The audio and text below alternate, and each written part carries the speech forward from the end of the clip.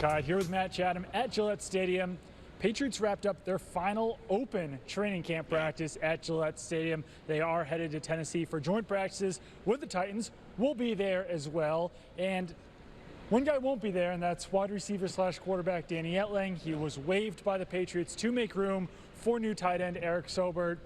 This was kind of a predictable move. The transition for Etling from quarterback to wide receiver wasn't going great. And actually, my takeaway from this is the Patriots roster is really deep right now, and it wasn't easy to find a guy that they would have to release to make room for Sobert. Right, so unfortunately you go for a little more speculative spot. It's like maybe that's a long-term possibility. Maybe Danny goes out there and somebody signs him to their roster for now, and he goes back to playing quarterback for the rest of camp.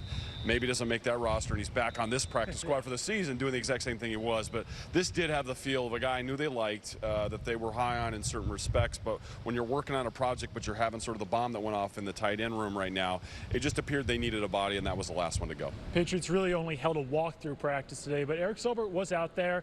Came in with a reputation of not having the greatest hands. One pass, it was a little bit high, kind of clanged off his fingertips, but overall, I thought that Sobert was catching the ball well, and he definitely moves well. He's a bigger guy, 6'5", 250 pounds or so, but he moves well for the position. He does, and it appears now with Matt LaCosse down that you're looking at more sort of athletic body types anyway, sort of the thinner kind of tight end, the guy that's built more to catch, not necessarily though is going to do that, but Kendricks is back. Am I getting the name right? Yep. Kendricks, yes, more of a thicker tight end body that looks like he'd been a blocker more recently in his career with Green Bay. Hopefully they continue to sort of reintegrate him. I also look at Izzo as the big-time blocking version that they have. So we're kind of down with Matt LaCosse out and with Ben Watson sort of out of the conversation because they're sort of the givens. That the rest are sort of divided between, yeah, he's a blocker, and yeah, he's a catching type, but hasn't caught a lot of balls in the league. So it's sort of the speculative on either side. For sure, yeah. Matt LaCosse probably won't see him in Tennessee, dealing with a sprained ankle, the Boston Globe reported. Another guy that we probably won't see in Tennessee, we don't know for sure, but wide receiver N'Keal Harry. Sounds like his injuries are a little bit more minor, but I would say just based off a precautionary measure, probably don't have him out there practicing with the Titans. Maybe get him ready for that Game 3 when Tom Brady's going to take more reps. But for me, I think that this just helps Jacoby Myers even more. Jacoby Myers has been running with the first team, but I think the projection there for some people has been like, okay, yeah, he's with the first team for now, but maybe N'Keal Harry could pass him by the time the season starts.